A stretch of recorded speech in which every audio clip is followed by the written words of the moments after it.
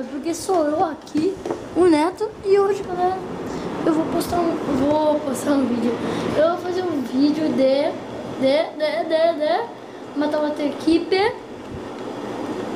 E hoje, eu tô num lugar, galera, eu conquistei essa cor aqui, que é, tá porra, calma aí. Essa cor aqui que tá no meu sniper,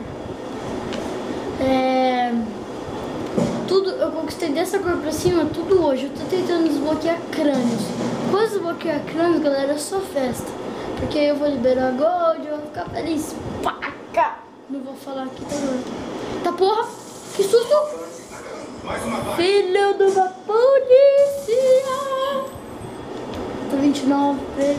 Ó, galera, tem que fazer 5 kills.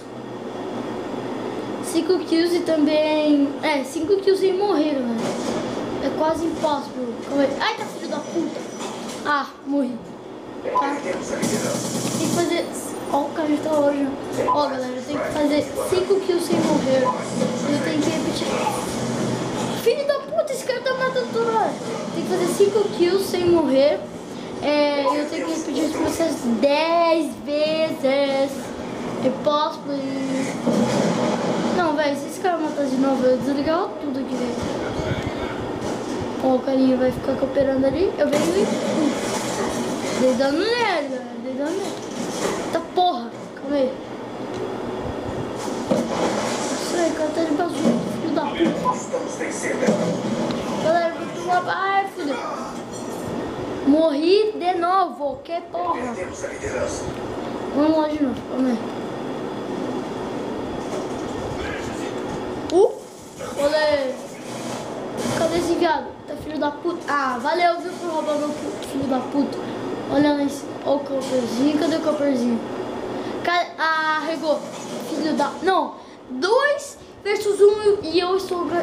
Galera, hoje eu não estou muito bom. Quer dizer, eu não sei, velho. Eu tava jogando muito bem até agora. É muita pressão no vídeo, sabe? E matei, galera. Ai, não morre não.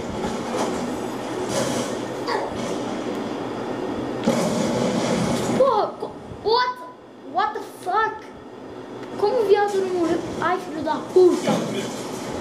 Calma aí. Ah, não, eu escutei o barulho de faca. Ah, que burro, velho. Ele deu um faquinha no meu escudo. Nossa. Super inteligente que ele faz, né? Estamos perdendo esta luta. Frente inimigo acima. Vamos ver aqui, galera. Vamos dar uma mirada. Aquela mirada marota. Desculpa, viu, galera? É que eu tô meio noob hoje.